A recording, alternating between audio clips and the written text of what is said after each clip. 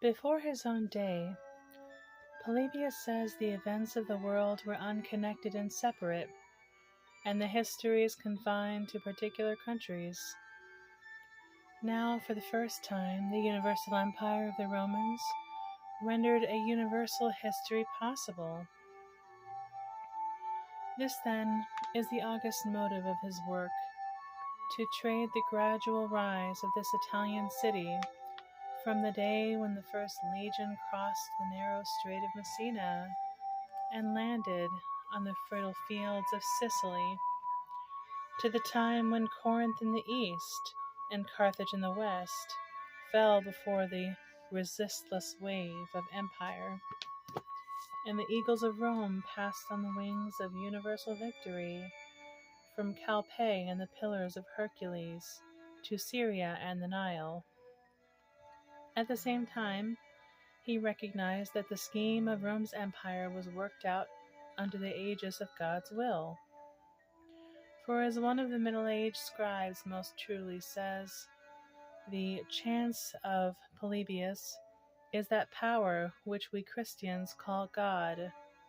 The second aim, as one may call it, of history is to point out the rational and human and natural causes which brought this result, distinguishing as we should between God's immediate and immediate government of the world. With any direct intervention of God in the normal development of man, he will have nothing to do. Still less with any idea of chance as a factor in the phenomena of life. Chance and miracles, he says, are mere expressions for our ignorance of rational causes. The spirit of rationalism, which we recognize in Herodotus as a vague, uncertain attitude, and which appears in Thucydides as a consistent attitude of mind, never argued about or even explained, is by Polybius analyzed and formulated as the great instrument of historical research. Herodotus, while believing on principle in the supernatural, yet was skeptical at times. Thucydides simply ignored the supernatural. He did not discuss it, but he annihilated it by explaining history without it. Polybius enters at length into the whole question and explains its origin and the method of treating it. Herodotus would have believed in Scipio's dream. Thucydides would have ignored it entirely. Polybius explains it. He is the culmination of the rational progression of dialectic. Nothing, he says, shows a foolish mind more than the attempt to account for any phenomena on the principle of chance or supernatural intervention. History is a search for rational causes, and there is nothing in the world, even those phenomena which seem to us the more remote from law and improbable, which is not the logical and inevitable result of certain rational antecedents.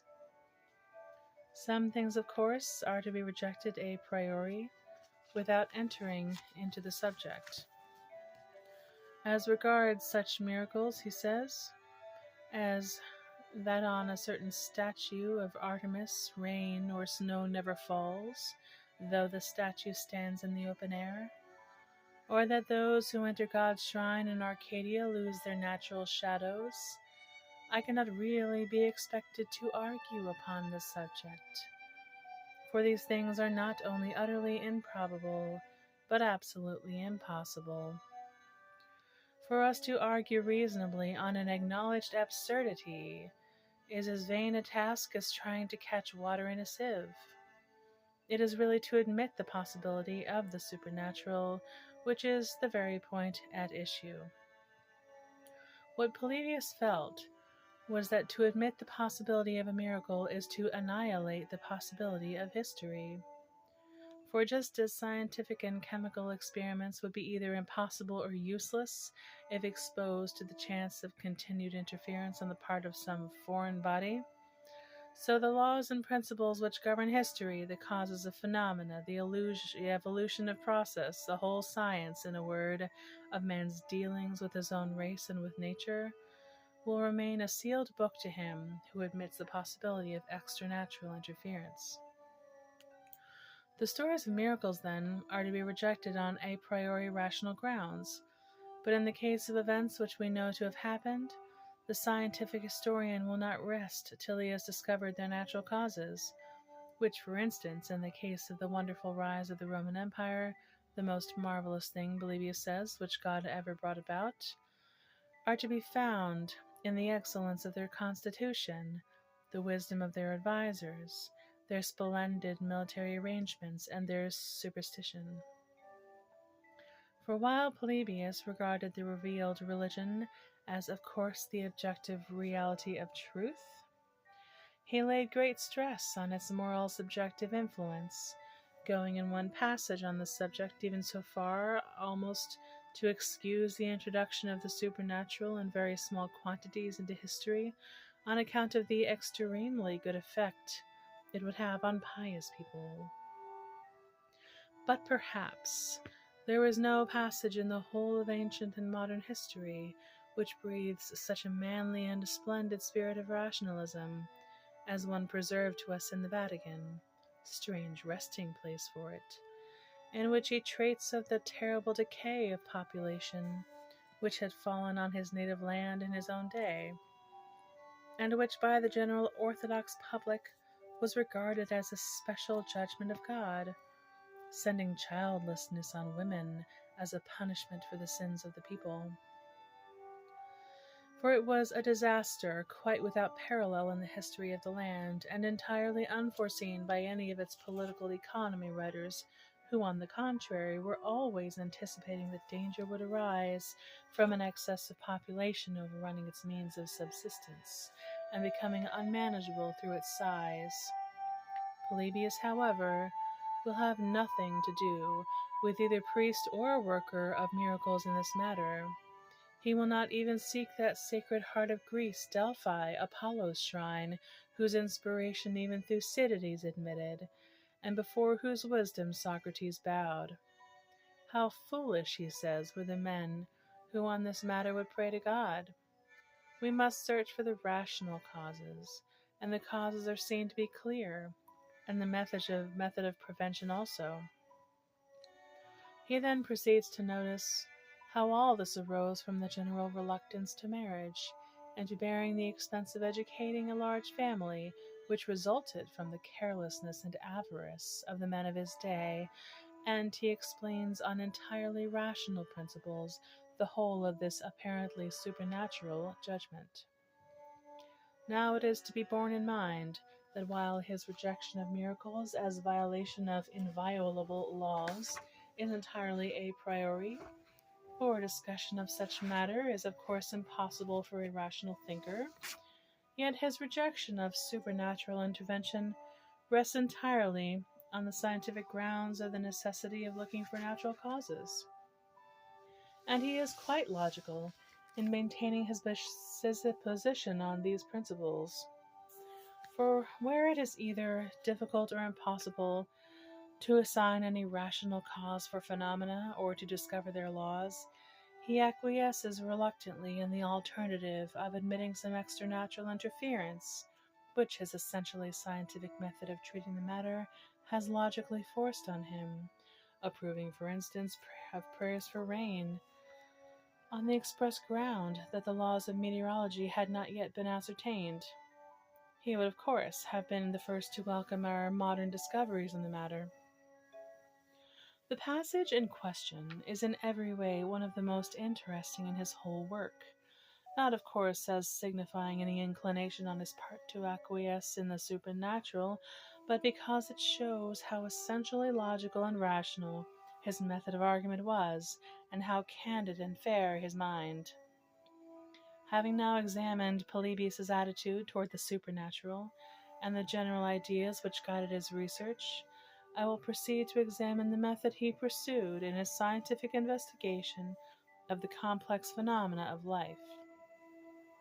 For as I have said before in the course of this essay, what is important in all great writers is not so much the results they arrive at as the methods they pursue.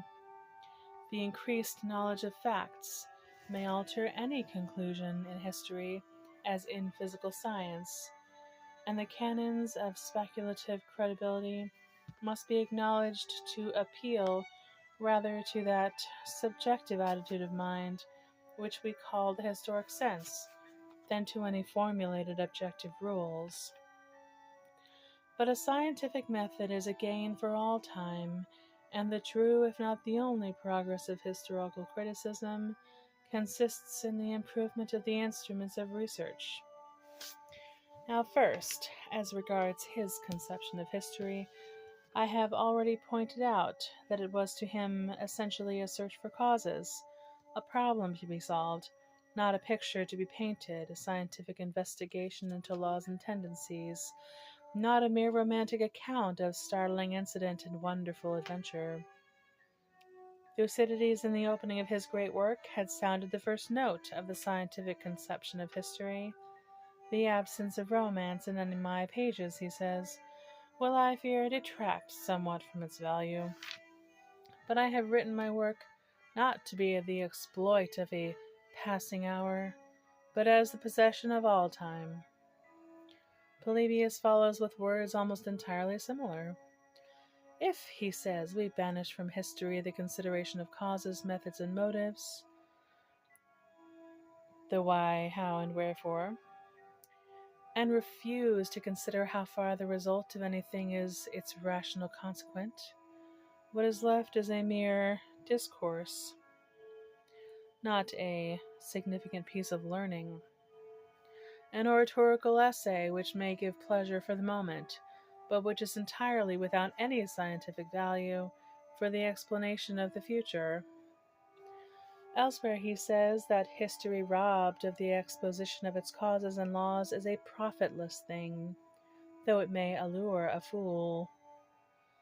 And all through his history the same point is put forward and exemplified in every fashion. So far the conception of history. Now for the groundwork. As regards the character of the phenomena to be selected by the scientific investigator, Aristotle had laid down the general formula that nature should be studied in her normal manifestations. Polybius, true to his character of applying explicitly the principles implicit in the work of others, follows out the doctrine of Aristotle, and lays particular stress on the rational and undisturbed character of the development of the Roman constitution, as affording special facilities for the discovery of the laws of its progress. Political revolutions result from causes either external or internal. The former are mere disturbing forces, which lie outside the sphere of scientific calculation. It is the latter which are important for the establishing of principles and the elucidation of the sequences of rational evolution. He thus may be said to have anticipated one of the most important truths of the modern methods of investigation. I mean the principle which lays down that just as the study of physiology should precede the study of pathology, just as the laws of disease are best discovered by the phenomena present in health, so the method of arriving at all great social and political truths is by the investigation of those cases where development has been normal, rational, and undisturbed. The critical canon that the more a people has been interfered with, the more difficult it becomes to generalize the laws of its progress and to analyze the separate forces of its civilization, is one the validity of which is now generally recognized by those who pretend to a scientific treatment of all history. And while we have seen that Aristotle anticipated it to a general formula, to Polybius belongs the honor of being the first to apply it explicitly in the sphere of history. I have shown how to this great scientific historian the motive of his work was essentially the search for causes, and true to his analytical spirit he is careful to examine what a cause really is, and in what part of the antecedents of any consequent it is to be looked for. To give an illustration, as regards the origin of war with Perseus, some assigned as causes the expulsion of Abruculus by Perseus, the expedition of the latter to Delphi, the plot against Eumenes, and the seizure of the ambassadors of Boeotia. Of these incidents, the two former Polybius points out were merely the pretexts, the two latter merely the occasions of the war.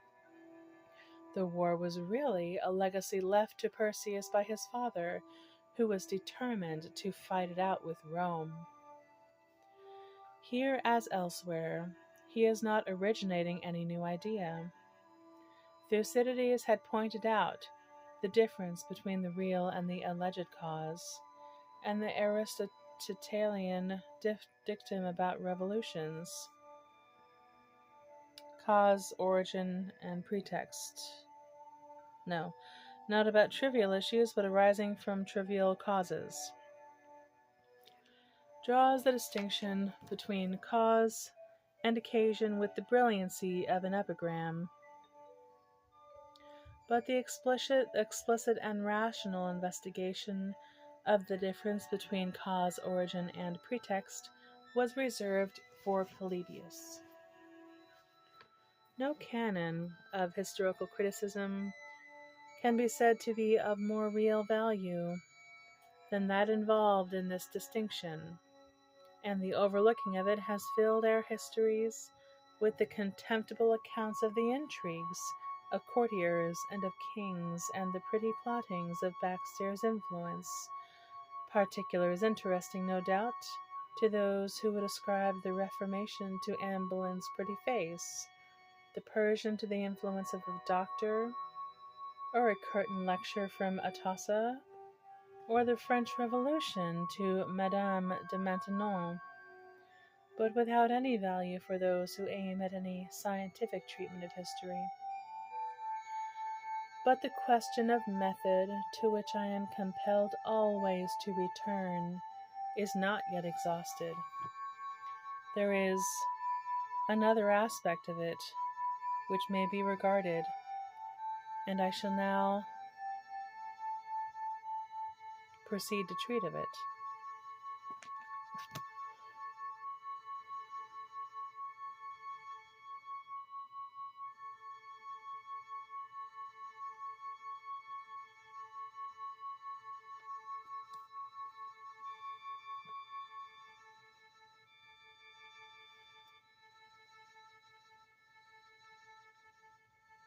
But I can't see it. I did this before. I can't see what I'm doing. Can't see it.